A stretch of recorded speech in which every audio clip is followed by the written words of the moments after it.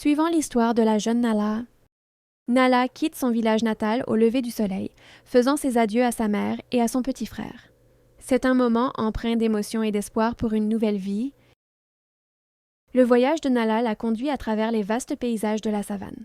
Elle marche seule sur une route poussiéreuse, sac au dos, avec une détermination inébranlable sous le soleil africain. Enfin, Nala arrive dans une grande ville animée. Elle s'arrête au milieu de la rue, le regard tourné vers les hauts bâtiments, émerveillée par ce nouveau monde qui s'offre à elle. Son aventure ne fait que commencer. Nala fait face à la dure réalité de la vie en ville. Fatiguée et inquiète, elle gagne sa vie en vendant des fruits dans la rue, ses espoirs mis à l'épreuve.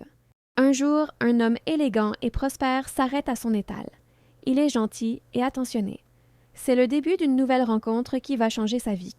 Leur amour grandit et ils décident de se marier. Nala, radieuse dans sa robe blanche, épouse l'homme qu'elle a rencontré, scellant leur union dans une église. De retour au village, le bonheur du couple est assombri par la réaction de la mère de Nala. Ignorant que sa mère pratiquait la sorcellerie, Nala est confrontée à son hostilité envers son mari chrétien, créant une tension palpable lors de leurs retrouvailles. La mère de Nala, fidèle à ses traditions ancestrales, accueille froidement son gendre chrétien. Une tension silencieuse s'installe. Malgré la froideur de sa belle-mère, Hadj reste calme et respectueux.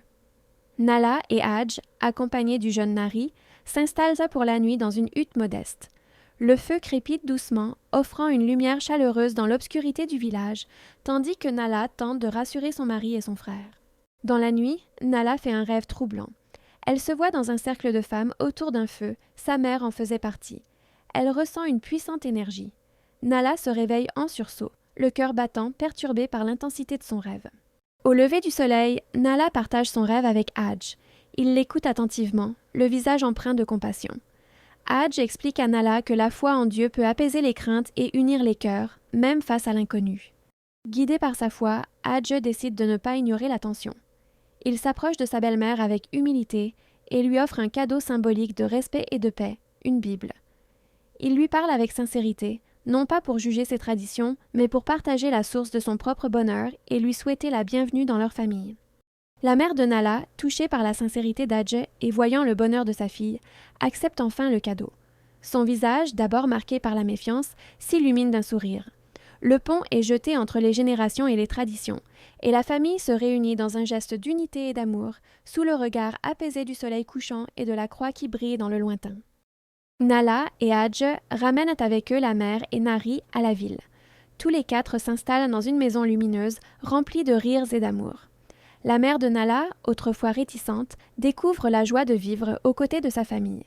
Nari, quant à lui, est ravi de cette nouvelle aventure. L'histoire de Nala nous rappelle que l'amour et la foi peuvent transcender les différences. Elle illustre comment la patience, le respect et la compréhension mutuelle, guidés par les enseignements de la Bible, peuvent aider à surmonter les obstacles et à créer un pont entre les générations et les traditions.